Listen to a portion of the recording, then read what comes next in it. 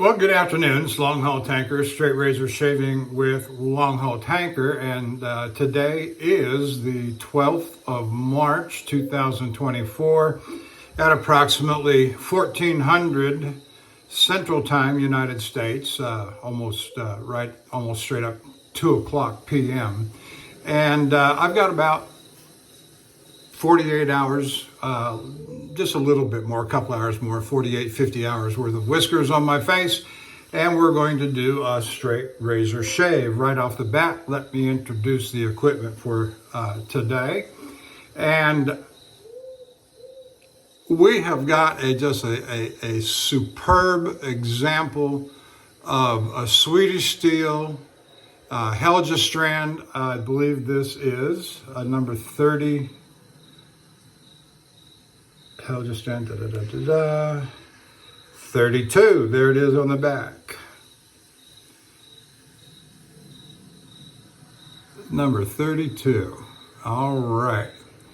And just excellent, near mint condition. I love the thumb notch on these things. They're just, it is stainless steel, and I like stainless steel. I don't think it's any more difficult to hone up and sharpen than a regular carbon steel, Dovo, Thiers, Sard, some of the more modern production carbon steels, the harder Thiers, Sards, by way of example. Now, Wade and Butcher and the old stuff is going to be a lot softer, some softer. I say softer. I'm not a metallurgist. I don't know hardly anything about Rockwell hardness numbers, except the higher you go, the harder it becomes, and that's about all I know. Okay, let's see here. My brush for today is going to be the Artist Shaving 24 millimeter premium silver tip badger set in nickel. I have the accompanying stand that goes with it, and this is generally my go-to brush when I'm at home, my first shave when I'm at home. The set was a gift to me from my wife when she went on a business trip to Las Vegas a few years ago, and I enjoy that and the memory of it very much. Now, you may recall in a recent video, just a couple of videos back, I used the Cella Red Italian Crema di Barba. Today we're using the green aloe vera. Just a delightful scent. It's not quite as pronounced as the red, but it's a wonderful scent. So I'm going to dip that brush in the water. Let's let that soak. Just don't need to let it soak. I mean, it's wet. Let's go. But I haven't washed my face yet, so.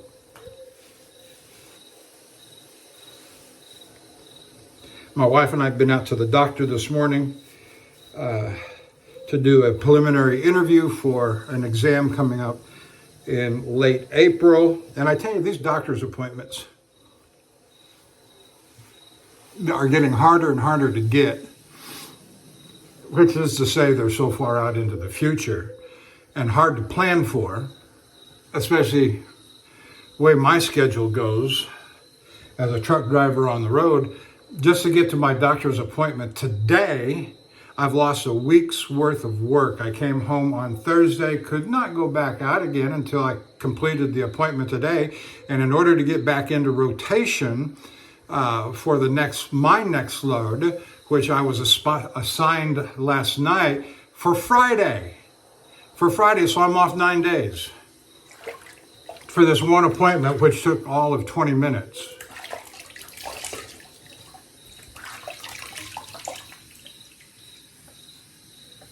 And that's very frustrating to lose as much time and money and not being on the road.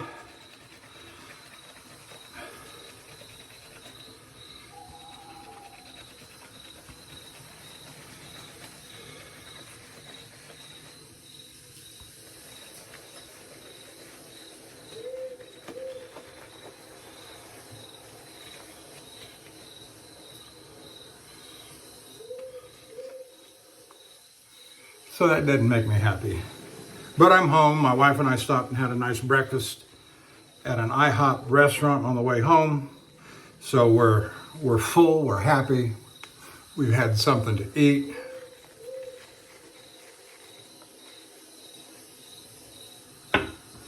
So there's what my brush looks like. Here's what my hand looks like.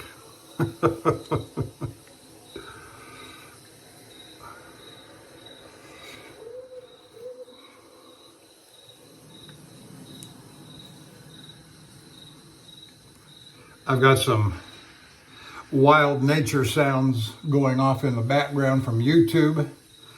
And I did notice on my last video, the Russian national anthem that I had playing did not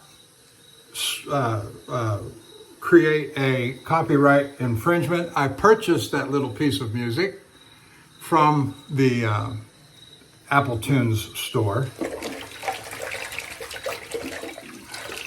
for about $1.29.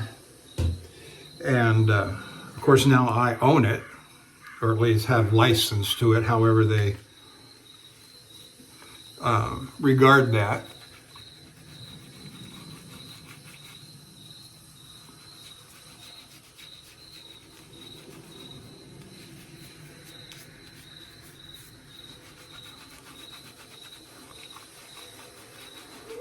Now what I'm doing here is just a little massage of the face. I regard this as a pre-shave. I kind of picked up the idea from Jock at Dapper Shaves. He calls it the poor man's pre-shave or the people's pre-shave.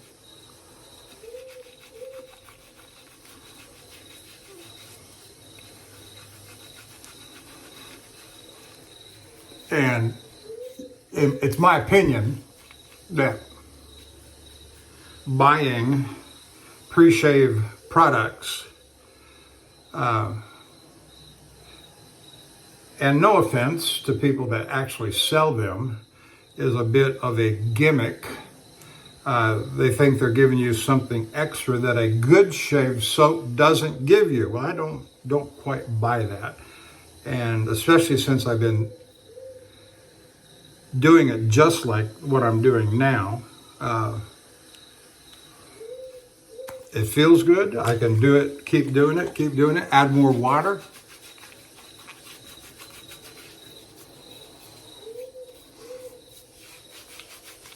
I'm getting hydrated, the whiskers that is.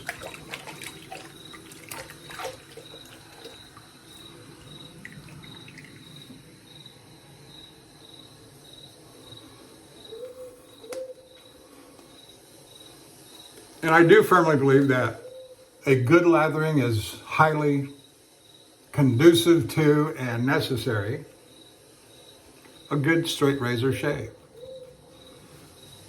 I'm just kind of getting it spread out so I can start in on it, get the grinding.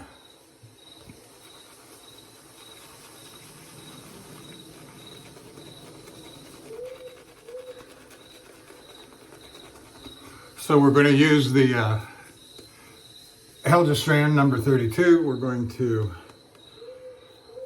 which is a nice stainless steel. That was, I bought that from Matt. Lukey 3262 lives up near St. Louis. He's active on one of the forums. And he and I become good friends when I used to be active on that same forum.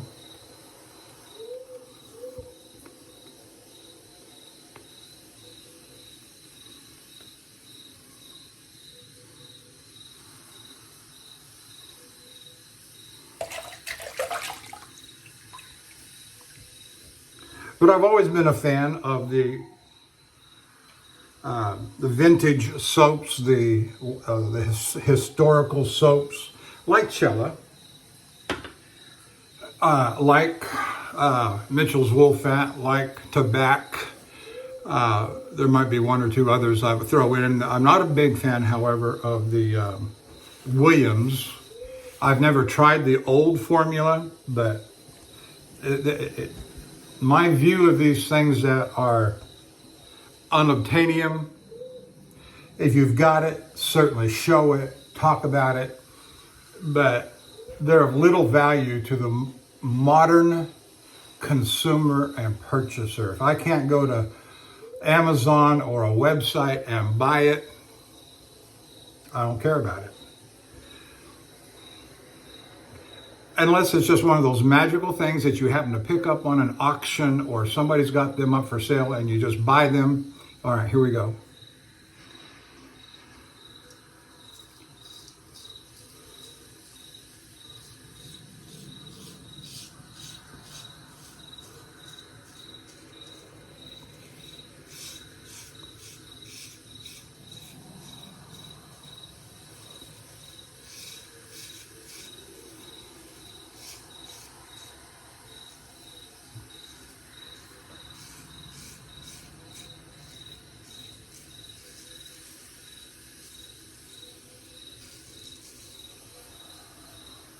Oh, that just felt great.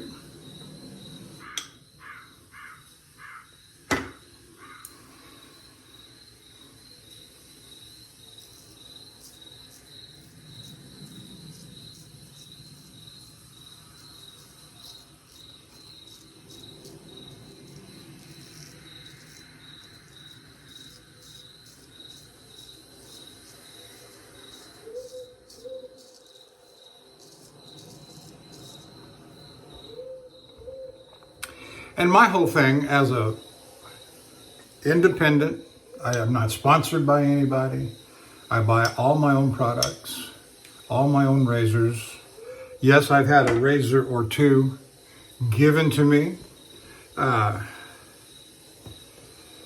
I'll always declare it, and you can make up your mind about whether I'm biased or not.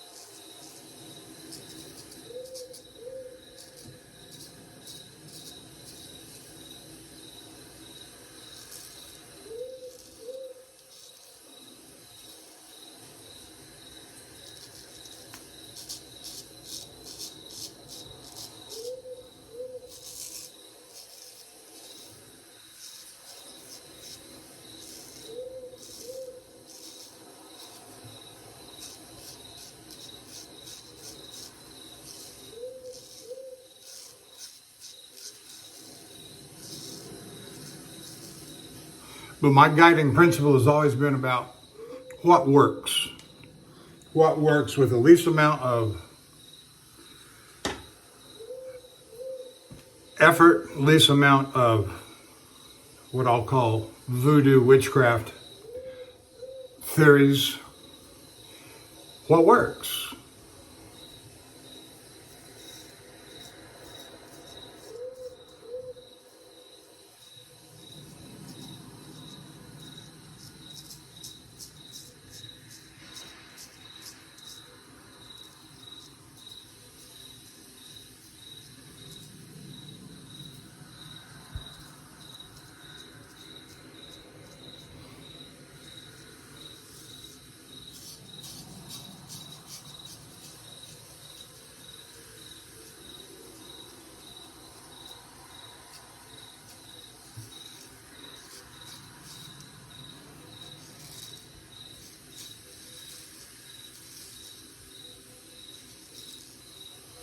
I know that the blue cella soap was originally, and I think it still says so on its website, I'm not positive, touted as a vegan soap.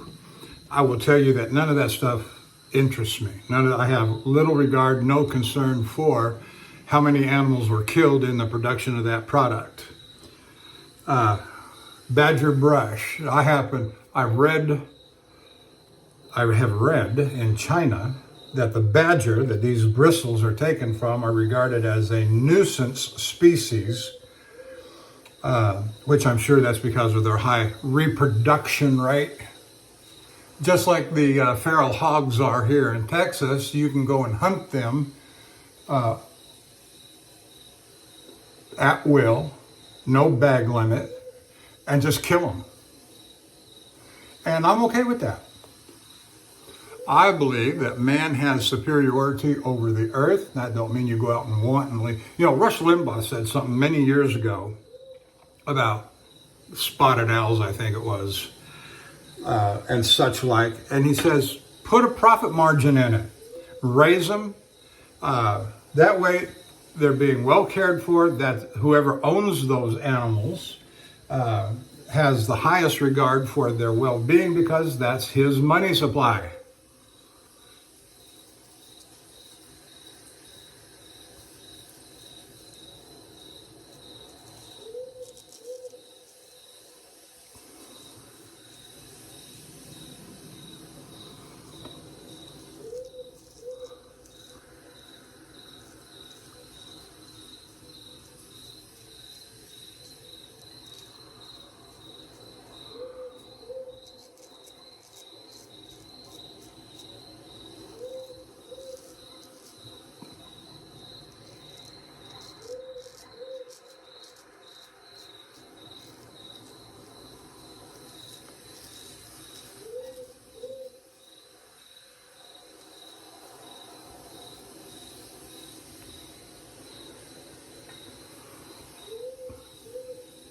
And I'm kind of the same way about cow farts as well, and methane gas. I want my tallow back. You makers who've decided to discontinue the use of tallow because of cow farts, and we know where that argument leads.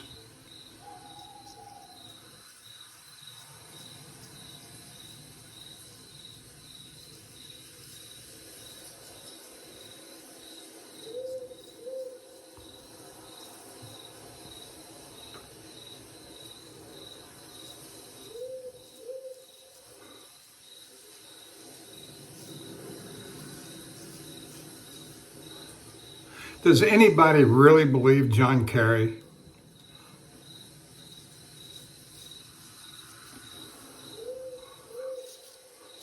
I don't.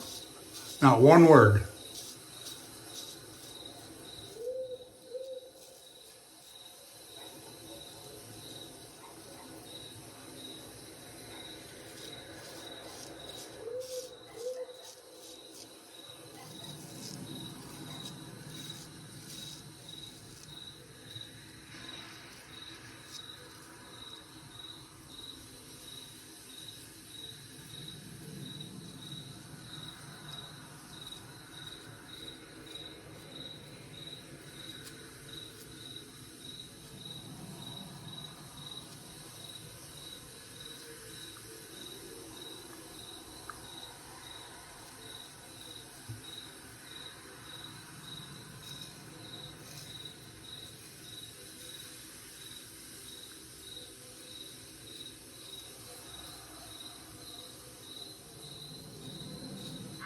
And so, if you know somebody that is making a vegan product to the abandonment of their tallow-based product, I have no objection to somebody wanting to make a vegan-based product, but don't abandon the tallow. Give us the tallow. We want the tallow.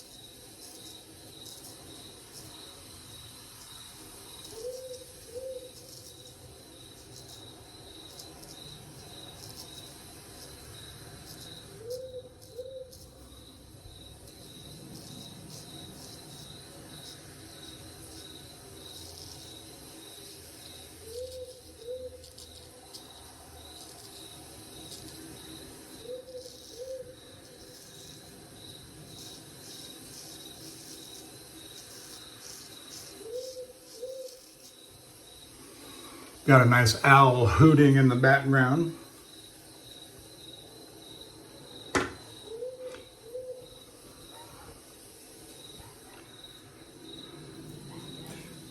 Probably going to get some lawnmower guys going out here in a little bit. I'm expecting them anytime.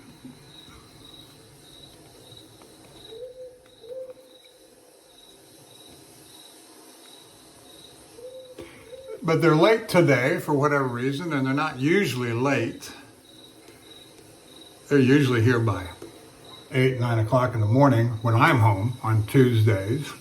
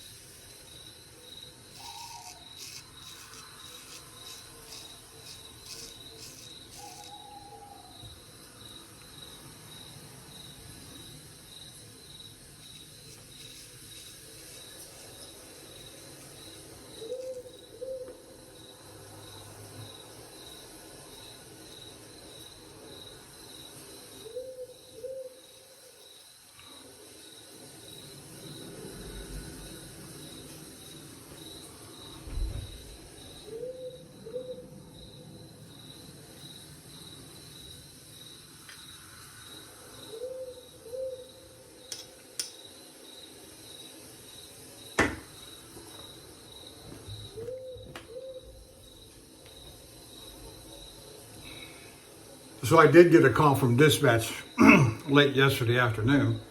It was about 5:30 when they called.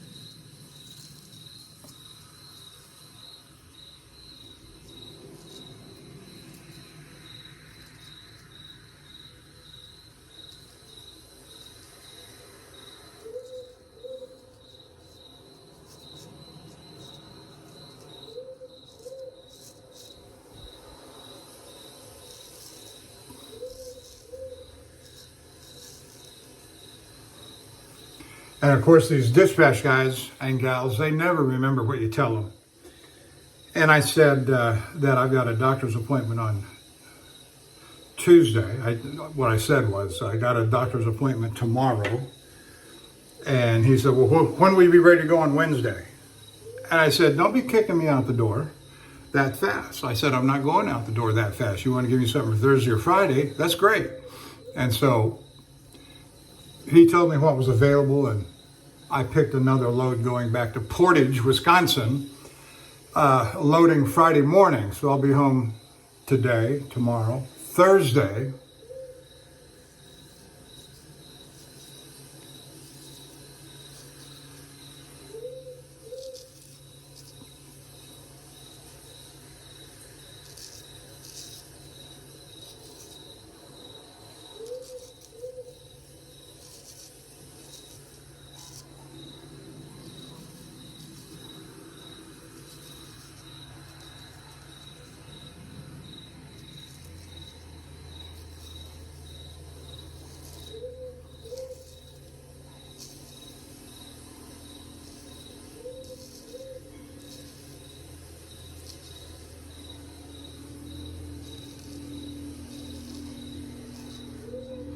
he said it was going to load at 0800 on Friday, and they're going to put a preload driver on it, which they go and get it loaded and bring it back to the yard. I pick it up and go. So if I'm to the yard by noon, actually I'll be there a little earlier, by about 10:30 or so, waiting on that trailer to return to the yard terminal. And we just call it a yard. It's a good size. We got one of the nicest terminals of any trucking company in Houston, in my opinion. There's a couple of others I've been on that, other companies that, or have passed by, that look nice from the road, or actually being on a couple of them.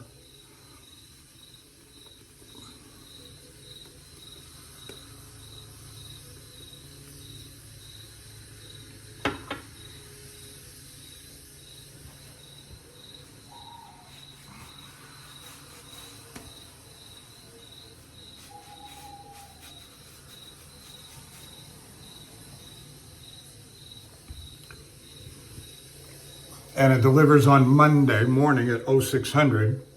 So that's my preferred routing now. Leave out Saturday or Friday after the trailer gets back between 12 and 1 o'clock. I go on up to Shreveport, 5 hours. That gets me in at 5 or 6 o'clock. Get up early the next morning, 9-hour drive to Herculaneum, Missouri. Which that would be Saturday, that would be Sunday, or Saturday night, get in there, get up Sunday morning, and go shower and shave, because it's a 7-hour drive, scratch that, 6-hour drive, whatever, 6-7 hours, to Portage, Wisconsin, and they have curbside parking available in a rather lonely and deserted road. It's safe. I have no worries about that.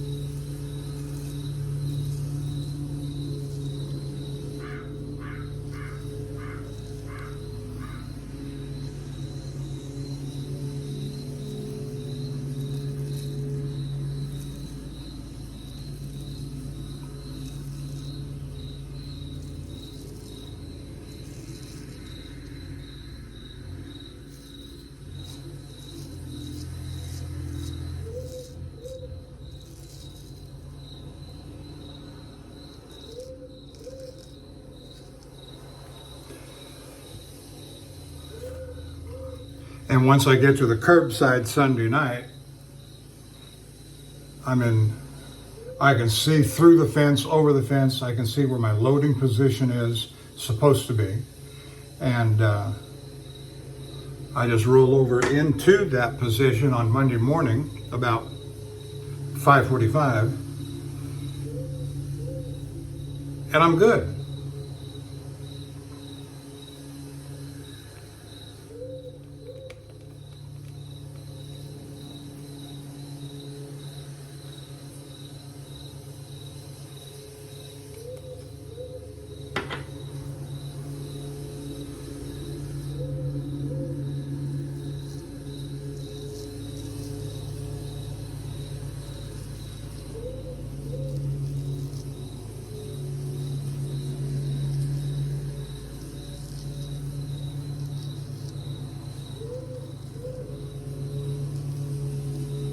Now this razor, when I bought it from Matt, he honed it up on J-nets for me, and he did a real good job.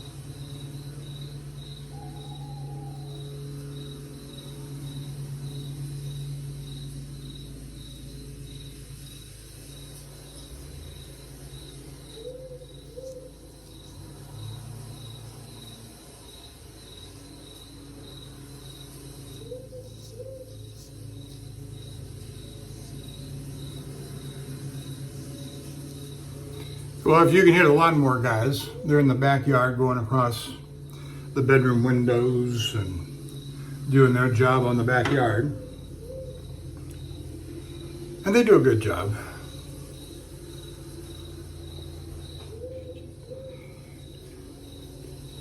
And they'll do just about any little extra thing that we ask them to do. And they do a good job with that too. They cut down some tall growing flowers that we have in the front yard that always get, I don't know, 10, 15 feet tall. And my wife doesn't like it when they get that tall. But that's when the big tassels come out on top.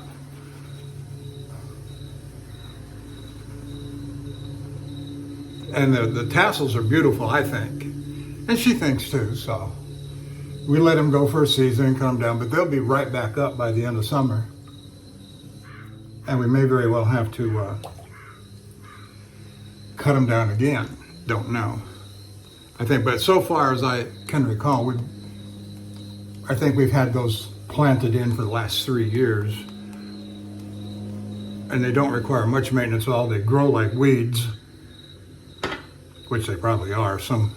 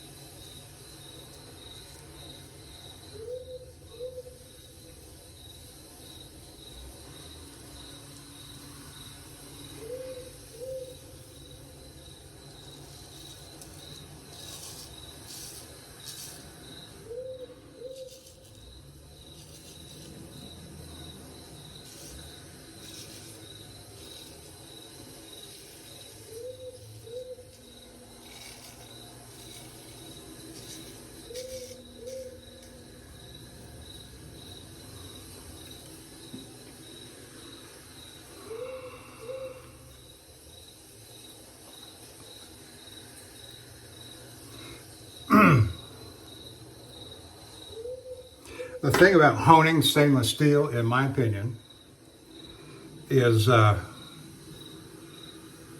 nothing more than what everybody says about honing anyway, and that's pressure. Pressure. It may require just a little bit more pressure. It may require just a few more strokes. But that's part of the joy and pleasure of honing, in my opinion. And it doesn't seem like any more effort than with carbon steel.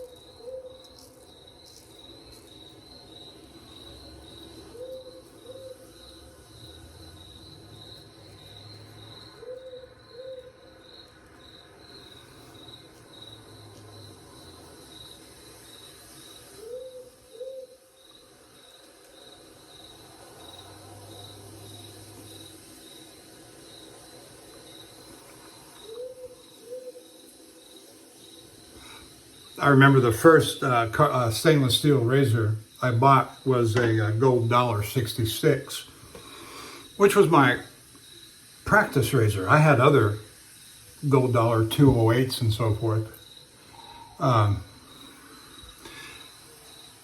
But that gold $1.66, I honed it up. It shaved great then. It shaves great now. I use it primarily as a head razor.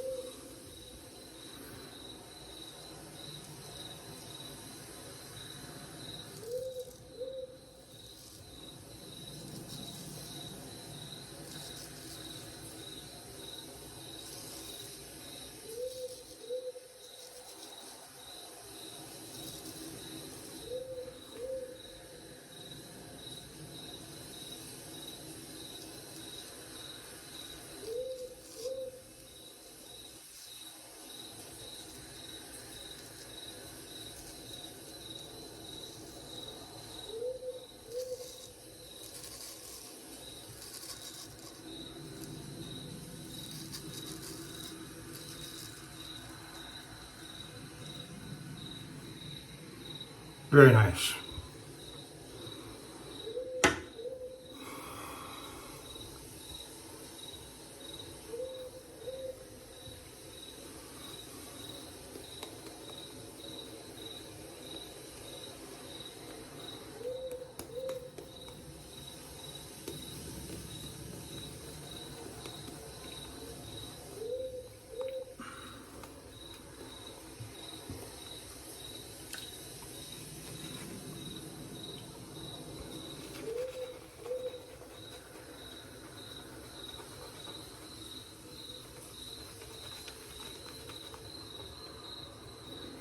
My sub's starting to run a little bit thin. I may put some more on to finish the pass number 3 against the grain and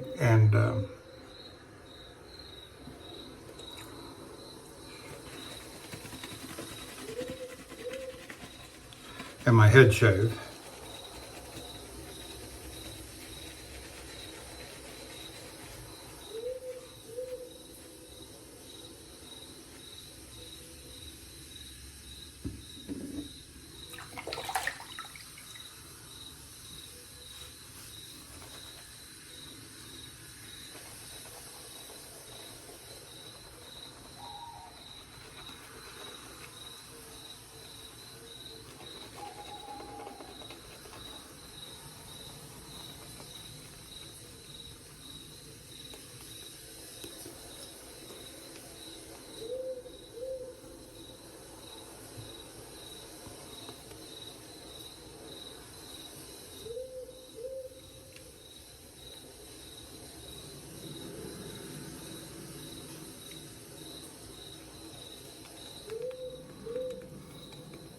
And just a word to beginners as well. Something I saw somebody say recently that, yeah, and that is, my comment is, don't believe everything so quick what the forums tell you. What the forums tell you. There's lots of ways to do things. There's lots of ways to get started. I have my preferences. You might have yours. When you start saying that, I think this is the best way to begin, for you, okay, fine. Don't make that a rule for others. I tell you, that's where I never been that guy. I have never been that guy. When somebody tries to tell me something that I'm not immediately thinking about some other way to try and do it. Now, it may have already been done, but I don't know it, and I'm going to try it. Or at least think about it.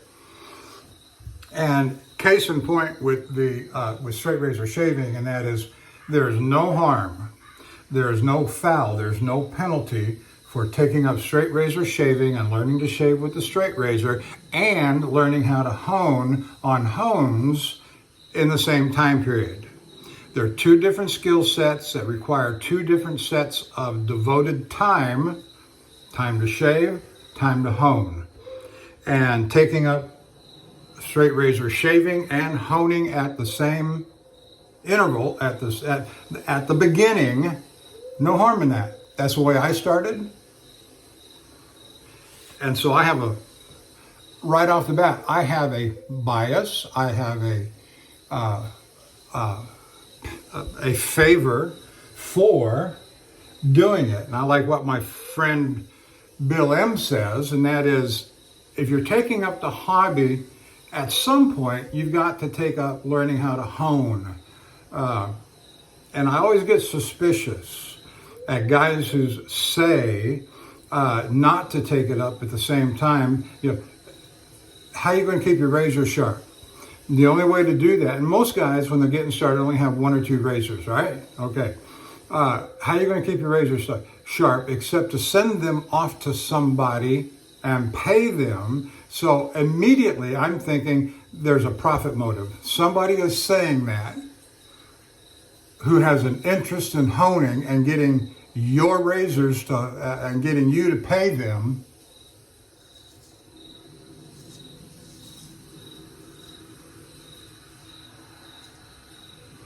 To do your honing.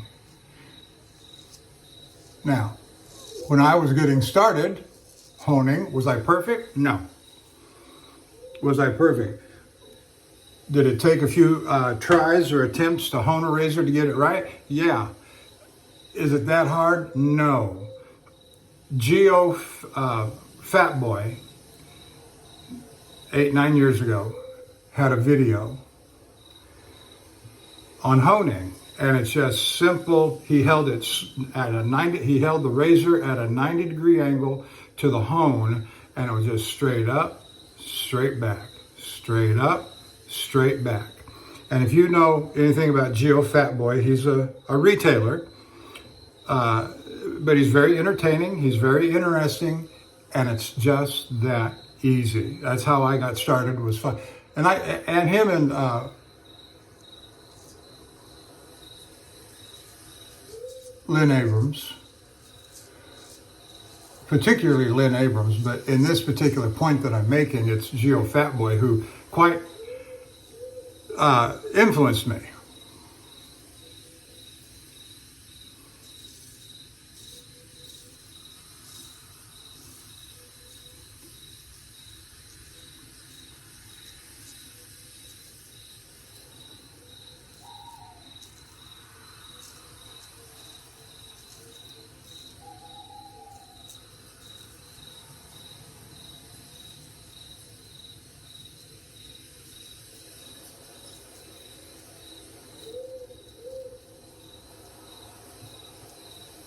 And when I see a fairly, at least what I believe to be, a fairly recent beginner saying, yeah, I agree with those that say, do not take up straight razor shaving and honing at the same time, I just glaze over. Why? Why are you saying this when you may not want to do it for whatever your reasons are? And while it's true, I've got somebody in mind that I saw recently say this. I'm not trying to be so much critical of him because he's just fallen dupe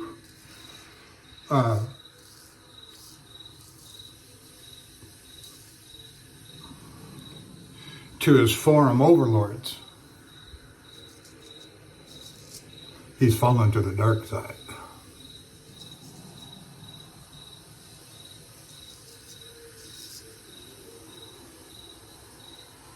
And believe me when I say, if I can do it, anybody can do it.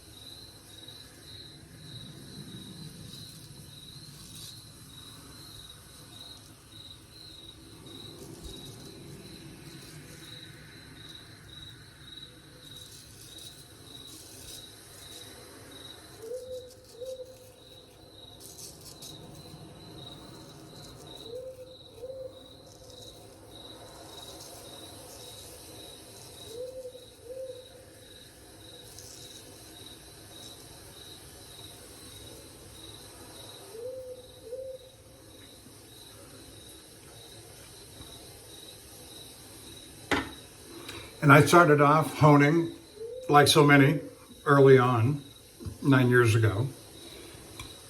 I bought the Norton 4K, 8K combo, which I still have to this day. Don't use it as very often, quite frankly.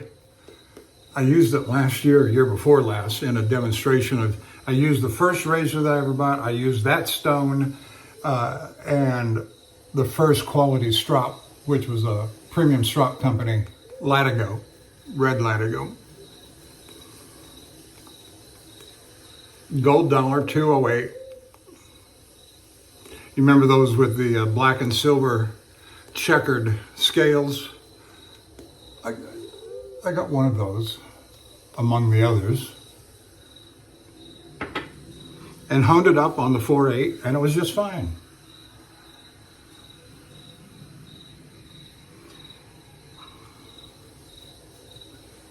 Who did I watch just recently, within the last couple of days?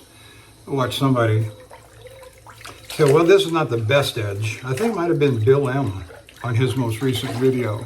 He said, well, this is not the best edge, but, or maybe it was Jared.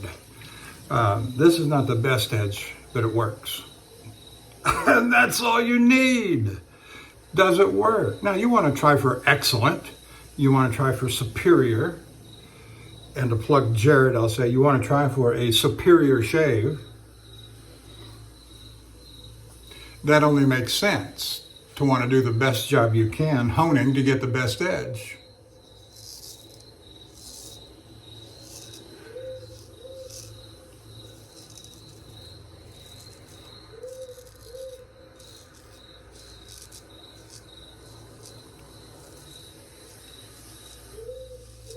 I've seen people shave off of a 1K, 2K, 4K, 5K, 8K, and generally speaking, what I've always heard is that the 8K is kind of the minimum for generally ready, shave-ready edges, 8K. But if you can shave off of something less than that, that kind of goes to show you that, yes, it takes some work and very light pressure on the 1K.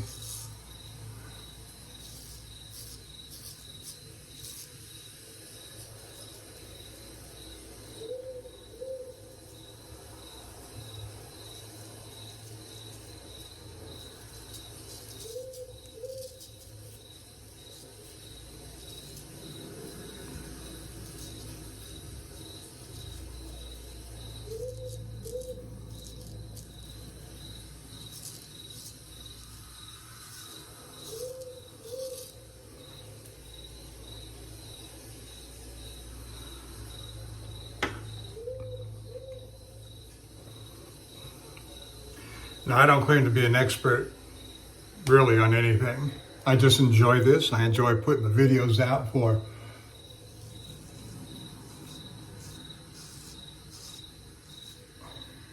people to watch.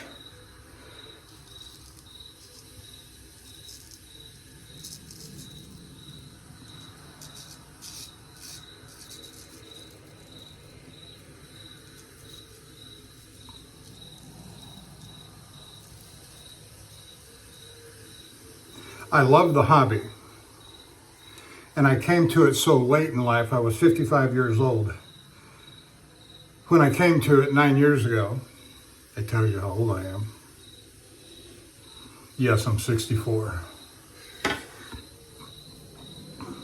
And if you listen to Jared recently, if you listen to Bill M recently, they're bemoaning the notion, and I do too, that it's a dying hobby, is a dying art, based upon, Jared says, it's based upon sales numbers. He hasn't sold nearly as many straight razors in the last few years.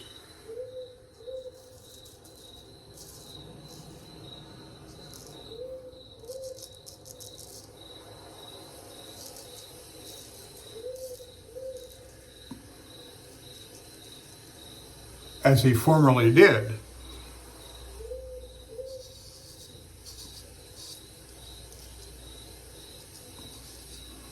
Now, I can understand the correlation between interest in hobbies, buying for hobbies, and the direct connection to the economy.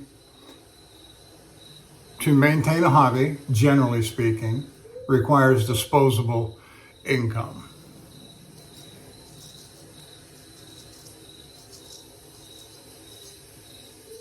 Here's a fun little question. During Bidenomics, do we have more or less disposable income? Well, that's almost axiomatic.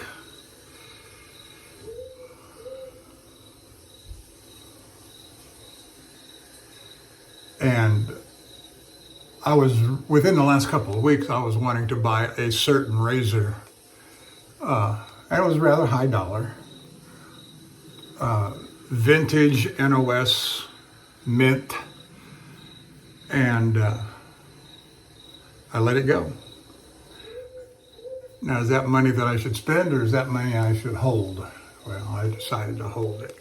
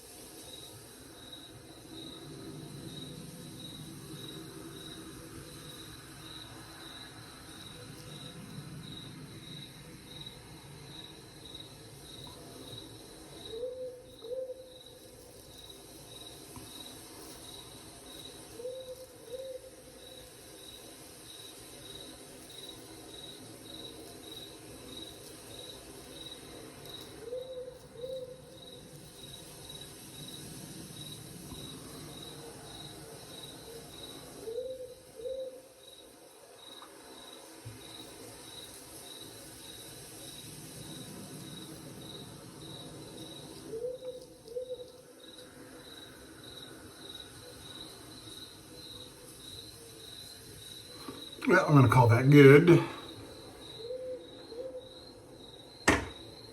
Or good enough.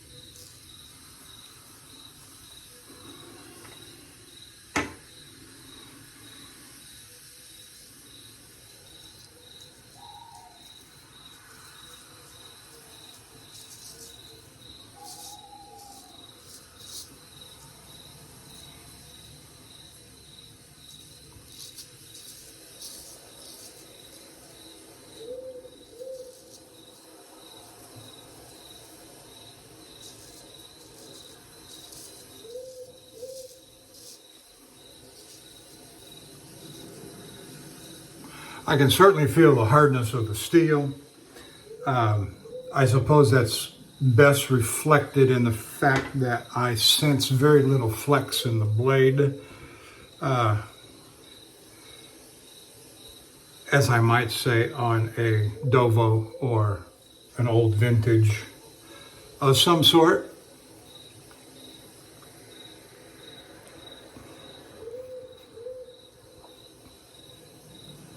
So with this Helgestrand, I finished the 7-day roll-up that I've been working on for the last couple of weeks, and moving on to the next one. I have 3 very beautiful, exquisite buckskin leather 7-day roll-ups. One is in buckskin color, light tan. Next one is in a darker brown, and then the third one that I'm going to be starting on. I'm going to be starting on this next coming trip is black, and then the next 3 roll-ups that I have are the darker brown Thiers Assard 7-day roll-ups. And those 3 buckskin that I've got are made by a gentleman who has his own leather store.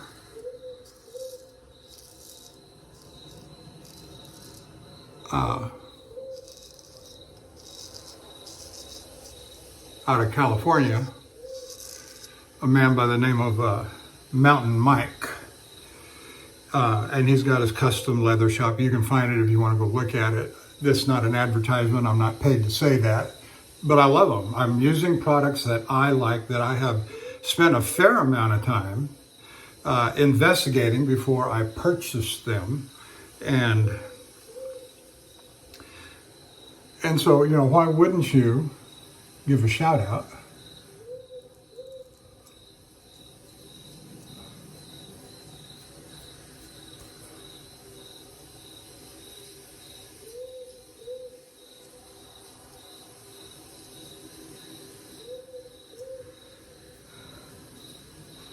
to the guy that made your products,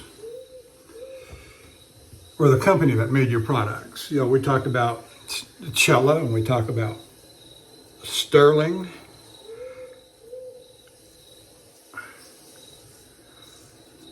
And other manufacturers of things that we use.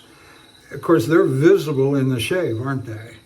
But we use a lot of ancillary products that are not seen in the shave. Hones, unless you do honing videos. Strops. Leather roll-ups. Things that you like. Well, that feels good.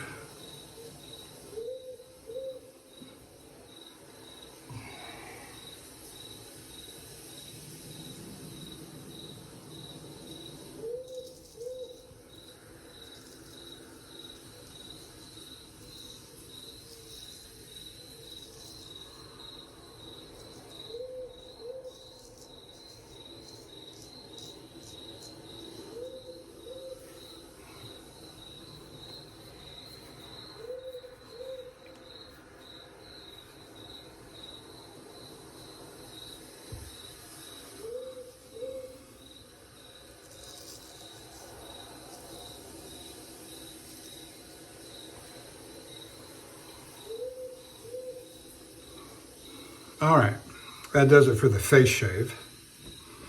So let's move on to the head shave. And you've seen me use here recently the no-name Sheffield. I'll hold it up here in a second, but that's what we're going to use. On the face shave, we use just the exquisite Helgestrand number 32.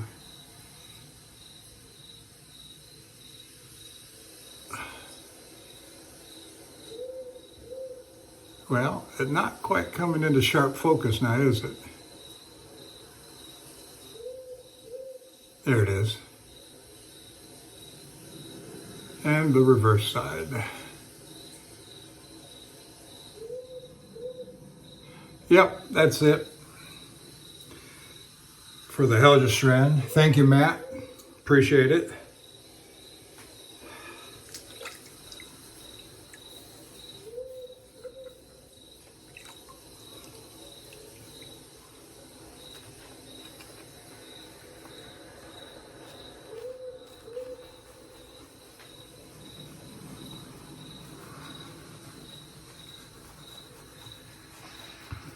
So if you stayed with me this long, I say thank you, appreciate it. If you're watching me and haven't hit the like and subscribe button, please do that. Give a little shout out to my usual regulars that I appreciate and those that I watch, namely Bill M., Lukey3262, Martin Test Shaves, Dapper Shaves, and another little comment to Michael, just to say hi.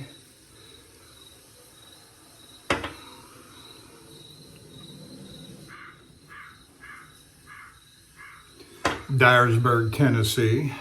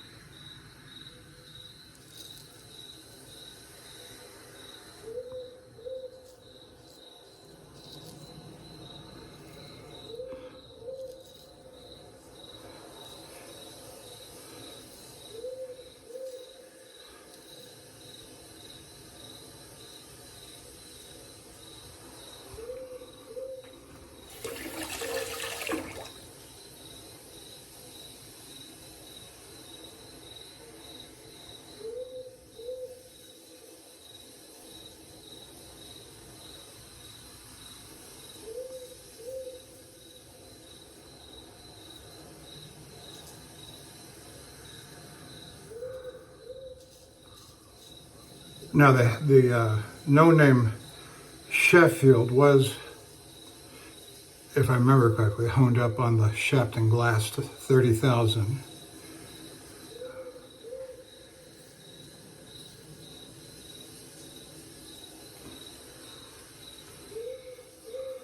But this one sat in a drawer for a long time. I couldn't figure out what to do with it it was one of my very first early purchases of a vintage razor. At first I thought it was just junk. And so for several years it was one of those razors. I can't tell you the number of times that I almost threw it away. Just plain old garbage, just throw it in the garbage. I'm done with it, I can't figure out what to do with it. And it's not that it wouldn't shave, and I knew it was old Sheffield steel. Part of the problem is that the scales on it were just floppy, and I got a nice one of these miniature jeweler's hammers. See, there again, accessories we use we don't show, to tighten pins with, and I gave it a good whack, probably harder than I should have. But I gave it a good whack, and it's been tight ever since. And so, and it was already sharp because I'd already done my thing to it with the Shapton Glass stones. And so I started using it for a head you've seen me just in the last few weeks. Started using this as a head shaver.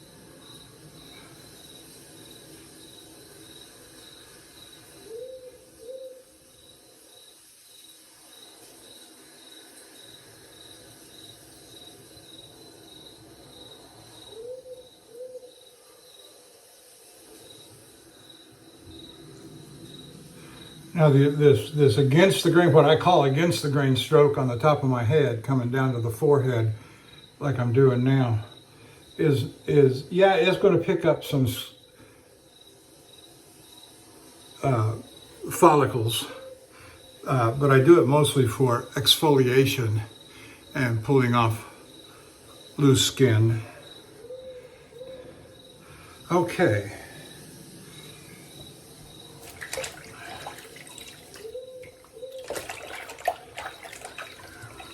Well, the lather in my brush is pretty well watered down, waterlogged, and not capable of much any good going forward. So I'm just going to dampen the back of my neck and do it without lather. Shave the back of my neck without lather. Forgive me if I don't turn around. I don't always turn around to show you the back of the neck shave.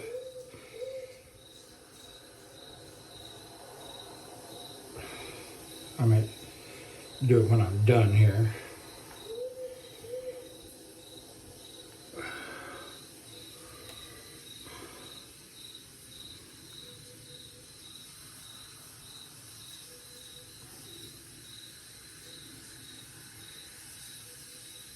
And I'm doing this just all by feel. It's the way I've always done it since I started taking it up. And it's funny, you know, all these different things that I do have all come on in stages. It's not like I thought of them all at once and did them all from the beginning. I didn't start doing the head shave until I was about 4 years in to the practice of straight razor shaving, face shaving. Oh, I think I'll do my head. Well, it only made sense at the time. I didn't even think about it. I was using my clippers.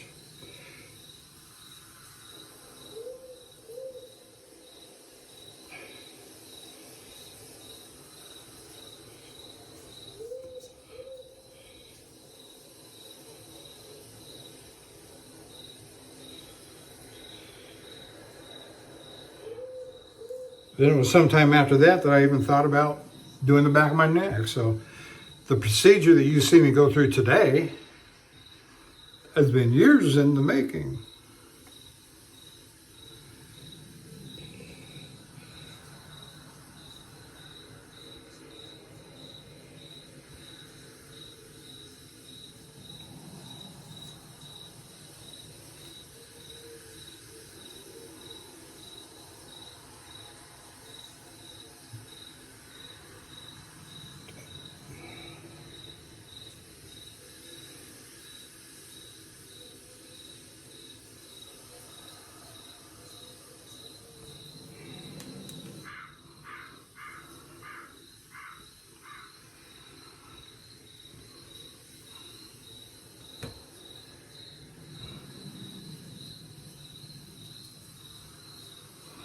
Okay.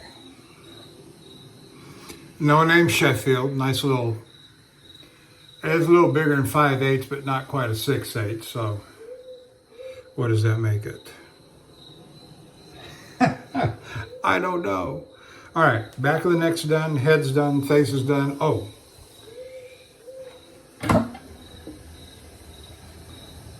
Ozma Alum Black.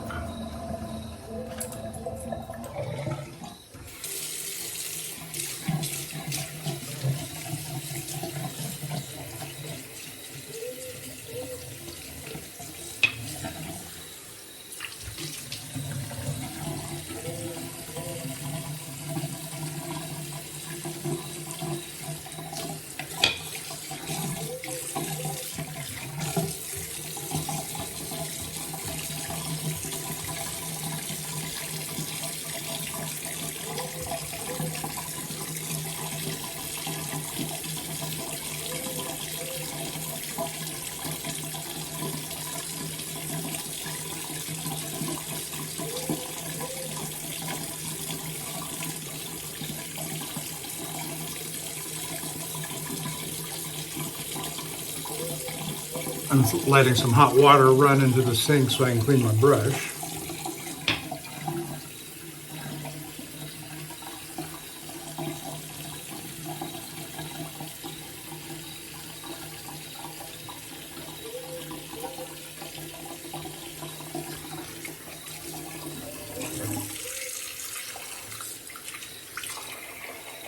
Rinse my hands off. Get rid of the alum. Don't keep alum on your hands. And touch a carbon. I don't know about a stainless steel, but alum will stain carbon steel razors. Ask me how I know. Not a happy experience, but anyway. And poor Count Engelbert, Martin, poor Count Engelbert. Got an alum attack.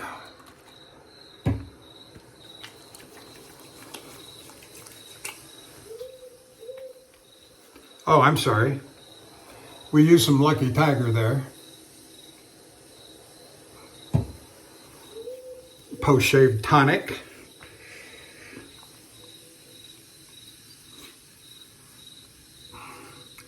Let that dry for a second or two. And we're just going to use some old-fashioned Pinard Clubman barber shop for a final.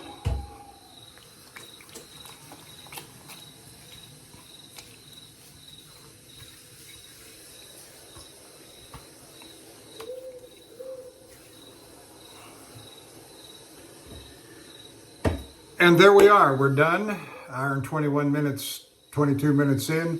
Thank you for staying with me. I'll probably do a video come Sunday in Herculeum, don't know. See you later. See you down the road. Bye-bye.